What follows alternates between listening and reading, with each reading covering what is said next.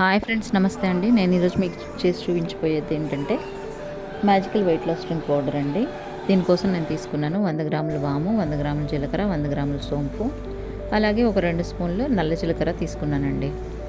దీన్ని స్టవ్ మీద కడాయి పెట్టుకొని అందులో ఇవన్నీ వేసుకొని సిమ్లో పెట్టుకొని స్టవ్ని డ్రై రోస్ట్ చేసుకోవాలండి.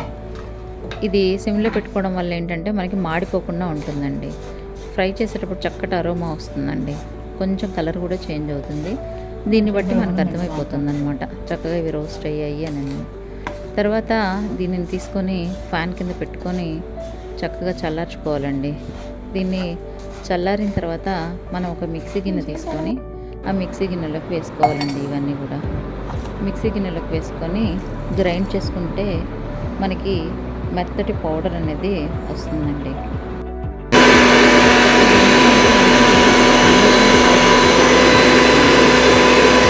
మిక్సీ పట్టిన తర్వాత పౌడర్ ఇలా వస్తుందండి.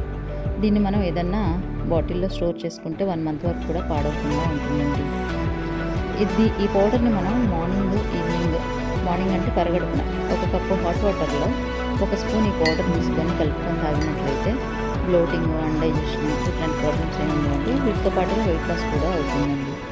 మా వీడియో కనుక మీకు యూస్ఫుల్గా అనిపిస్తే లైక్ చేయండి, షేర్ చేయండి, సబ్స్క్రైబ్ చేసుకోండి.